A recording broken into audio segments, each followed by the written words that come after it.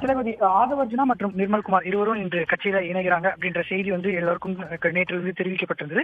இருப்பினும் கூட கட்சியில ஆதவர்ஜுனா வரும்போதே அவருக்கு ஒரு முக்கிய பொறுப்பு தனியாக வழங்கப்பட்டா அது கட்சியில இருக்கக்கூடிய விஜய் மக்கள் இயக்கத்தில் இருக்கக்கூடிய நிர்வாகிகள் மத்தியில பெரிய குழப்பத்தை ஏற்படும். அதே போல பார்த்தீங்கன்னா இவ்வளவு காலமாக கட்சியில நீண்ட காலமாக செயல்படக்கூடிய நபர்களுக்கு தான் முக்கியத்துவம் வழங்கப்படும் அப்படின்றத கட்சியினுடைய பொதுச் செயலாளர் ஒவ்வொரு மாவட்ட செயலாளர் தனியாக சந்திக்கும் போதும் தெரிவிச்சிருந்தாங்க. எனவே ஆதவர்ஜுனாவுக்கு மட்டும் தனியாக மாநில பதவி வழங்காம மற்ற நிர்வாகிகள் ஏற்கனவே விஜய் மக்கள் இயக்கத்திலிருந்து செயல்படக்கூடிய நிர்வாகிகளோடு சேர்த்து இந்த மாநில நிர்வாகிகள் நியமனம் என்பது நடத்தலாம் அப்படின்ற முடிவு தவிக சார்பில் எடுக்கப்பட்டிருப்பதாக நமக்கு தெரிய வந்திருக்கிறது. அதன் காரணமாக தான் தேர்தல் அணியுடைய பொதுச் செயலாளராக ஆதவர்ஜுனா நியமனம் செய்யப்பட்டிருக்கிறார் அப்படின்றதா நமக்கு கிடைத்திருக்கக்கூடிய தகவலாக இருக்கிறது. தேர்தல் பிரிவினுடைய பொதுச் செயலாளர் பதவி என்பது ஆதவர்ஜுனாவுக்கு வழங்கப்பட இருக்கிறது. இது இல்லாம 3 துணை பொதுச் செயலாளர்கள் நியமனம் செய்யப்பட இருப்பதாகவும் தெரிவிக்கப்பட்டிருக்கிறது. இந்த 3 துணை பொதுச் செயலாளர்கள் ஒரு பதவி சிடிஆர் நிர்மல்குமாருக்கு வழங்கப்படலாம் என்று தெரிவிக்கப்பட்டிருக்கு. இருப்பினும் கூட இந்த 3 துணை செயலாளர் பதவி என்பது தற்போது விஜய் நியமனம் செய்யப்படுவதாக உள்ள பேசியிருக்கிறார். இன்னும் யார் யார் என்பது குறித்தான அறிவிப்பு இல்லை. அது மட்டும் இல்லாம